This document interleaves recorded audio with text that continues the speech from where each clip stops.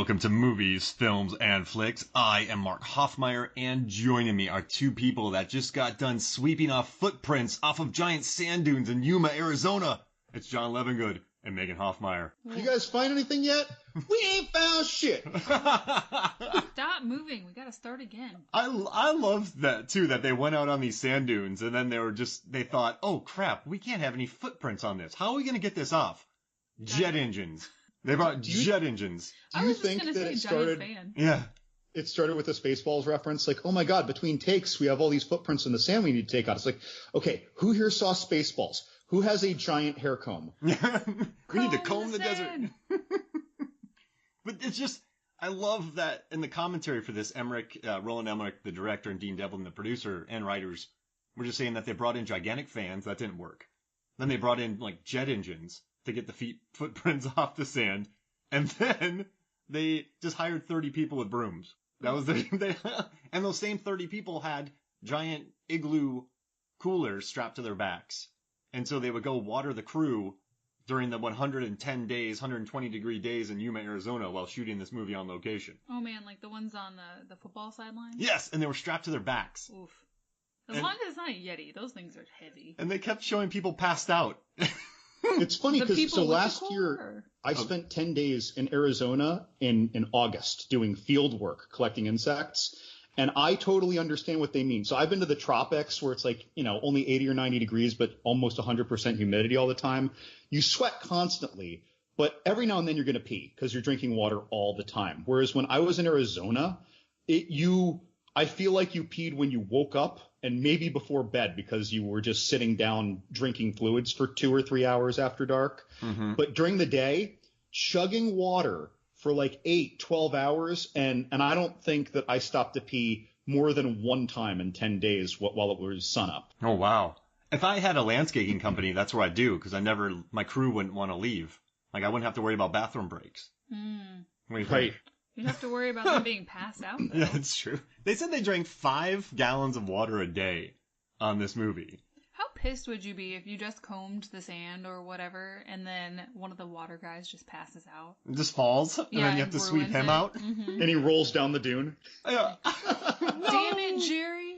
Apparently, they had a huge extra scene. So a couple days on Stargate, they had 1,200 to 1,500 extras on set, and you can tell. Like, there's some giant days on this movie. The tribes people? Yeah, but one day, though, they don't know why, but some splinter crew ran off in another direction. They just followed somebody, and then they set off a whole new trail, and then other people followed them, so you had 1,200 people storming the wrong direction. Oh. And then they had to...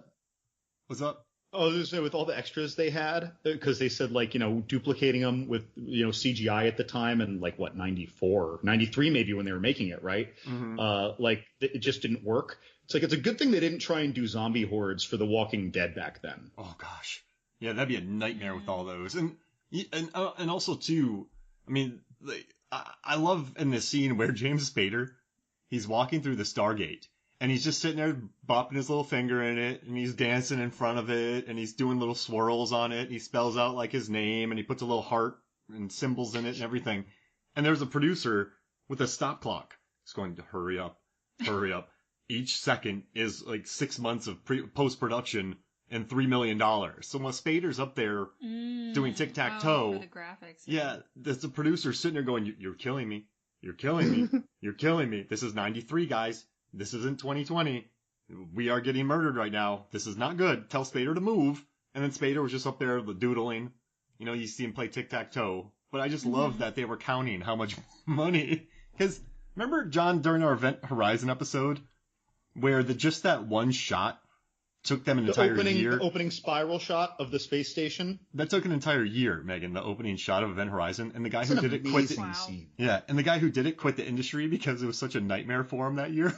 Well, you're never going to beat that either. That's the other thing. And so this guy quit the industry because of something he had to do in 97. So imagine in 94 you have this giant Stargate and Spader's up there playing tic-tac-toe. Mm-hmm. It hurts. But yeah, I just love 93 VFX. VFX! Oh, there weren't a lot of those really cool liquid effects at the time. Like we had The Abyss, which was 89-ish? Yeah. And that had some amazing, especially at the time, water effects, which were done very cleverly in this movie, right, with the Watergate, with this, what would they do, like an air cannon into water, was it, or something like that? And the first one was too much water. Right, but and they were saying like it launched out and landed on a producer or something. but like, so in this one though, a lot of it, despite all the CGI work that went into the Stargate surface, it was still like they were very clever about it to make it more doable. Whereas in the Abyss, boy, I'd love to hear them complain about how hard that was to make at the time and how easy that would be now with that little like serpentine water thing, you know, looking at Ed Harris. They filmed that movie in an old like nuclear facility in a giant water tank that kept getting rusty and holes and lightning, and the Abyss production was a nightmare. I'd love to do an episode on that. Well, didn't they say that the Pixar crew, they didn't perfect water as an animation until The Good Dinosaur in 2015? I mean, that's a good 20 years still from this movie. Mm-hmm. Wow. So these guys helped it out. They helped... They were the trendsetters. With an air cannon that just blasted water out. It probably inspired some young animator. Oh. John and Megan, we came to a realization while watching this movie again. The realization is that this is a breezy, almost 2-hour movie. And I think that's because of its A, B, C, D, E, F, G structure. There's no twists. Right. Like, you know Kurt Russell's depressed. Whoever those people hired to do the hieroglyphics were horrible, because Spader walks in there and fixes it all in a second. But then... They didn't have the internet, though. Yeah, it's true. They go to this other planet, and then they meet some people, then Ra lands, Ra gets their missile, we gotta stop the missile, and then the movie's over. And I think it's breezy. This is a breezy... We were an hour in. I was like, an hour in? This movie flies by. Yeah. And I watched only the extended cut. So I watched the extended cut twice, and that's 2 hours and 9 minutes. And when I saw that, I'm like, oh, gosh. And it wasn't dread, but it's like, I got to watch this twice this weekend, in addition to some special featurette stuff. I'm like, man. But it really, it doesn't feel it. You don't, I'm not saying watch it as a background movie, but you don't need to have like your eyes and ears glued to it. You're not going to miss anything. It's not even just that it's linear. It is a perfectly straight line of plot. Yes. I mean, I was honestly working on Christmas presents, and it was very easy to follow. I didn't realize it was that long. Yeah, it flies by. Yeah. I feel like the most complicated part of the plot is when they split up in the beginning, and those guys hold down the base camp while Kurt Russell is going off chasing, James Spader when that bantha-like thing is running away. Mm-hmm. And so for a little while, you're trading between the two locations, but otherwise, there are almost never two different locations with things going on concurrently. It's basically just that. And then at the very end, when they're yo-yoing teleportation things between Ra's ship and the planet.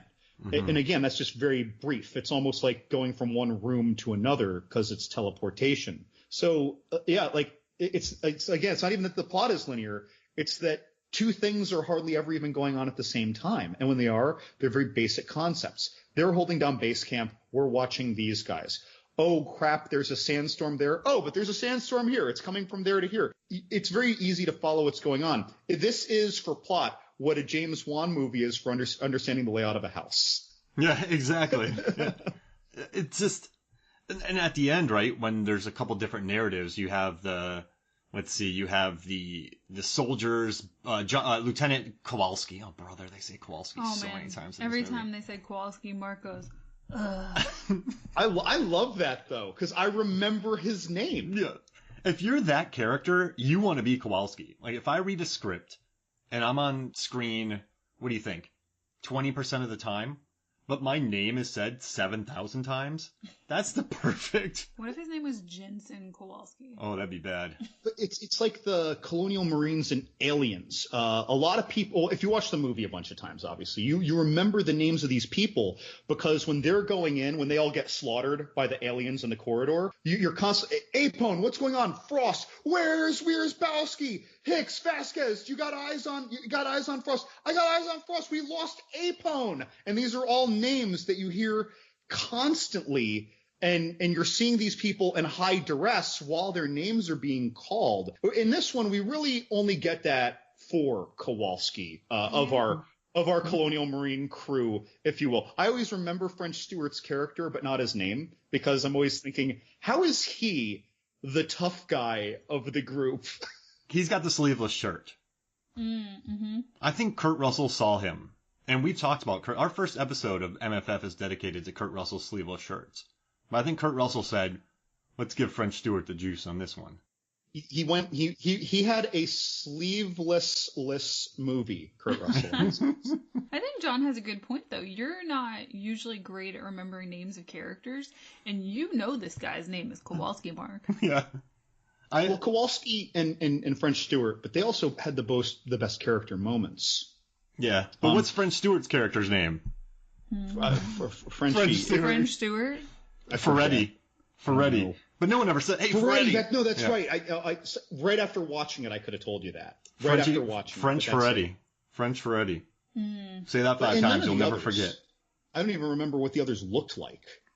This movie, too, this felt like a pre-soldier type role with the kind of shirt and fist fight. The Anubis fist fight is basically his fist fight with Jason Scott Lee in Soldier. Well, and we have an arid planet. We have a similar, even though we're looking at early civilization very much echoes what we see in kind of post-apocalyptic movies, your Mad Max, your Waterworld, the kind of guerrilla tactics that people are using economically to make their lean-tos, their structures, and their clothes and their basic implements when resources are scarce in these resource-depauperate lands. I even thought of things like Mad Max and Waterworld while watching this.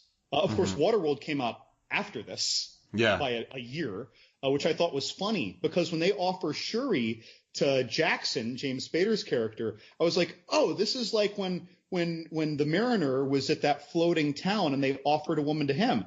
I'm like, oh, that inspired that. It's like, oh, no, wait, that came out after this. Mm-hmm. Not to be discounted, he is also a soldier. Yeah. Right. But like all the trinkets they wear, kind of like these weird chunky decorations that they're wardrobed in. Again, Mad Max, Waterworld. I think that way back in our Mad Max Fury Road episode, I was talking about how Mad Max Fury Road was probably influenced by Waterworld, and you're like, no, man, the original Mad Max and Road Warrior were influencing all these post-apocalyptic movies.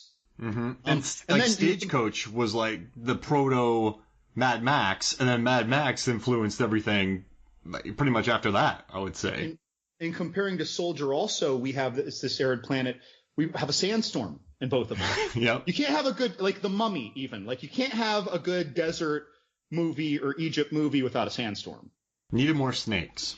You know what, visually, a lot of the cute shots reminded me of Independence Day and Transformers. There was a lot of that going on for me visually. Like some of the soldier shots and some of the overheads with the aircraft or whatnot. Yeah, there's the Michael Bay shot where the plane flies over Kowalski. That's been in every single Michael Bay movie since. Yeah. Absolutely, yeah. That might have been... The Transformers, I think, did it best, to be honest. But yeah, they all have that. You see so much DNA of Independence Day, which was, I think, 2 years after this, in this too. Even their spears that function as guns. Those guns remind me a lot of the guns on the alien ships in Independence Day. The ships themselves, even though they aren't shaped the same for some reason, the way they come out of the ship, our Egypt ship, when it kind of fragments a bit, reminds me of when you get really close up, just all the detail, if you will. The Blade Runner-like surface of these big structures. And also, John, I mean, the same directors, right? Same Roland Emmerich, same producer. Same composer. But, like, aliens come to Earth. Ra comes to this planet. Mm-hmm. And at the end, they put, a nuclear bomb on the alien ship in Independence Day. Right. And then in Stargate, they put the bomb on Ra's flying pyramid?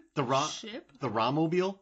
Wait, hold on. Is the Ra-mobile a flying pyramid, or are pyramids Ra's docking stations? Whoa. And that's why they're shaped that way, because maybe his ship was already shaped that way, and he wanted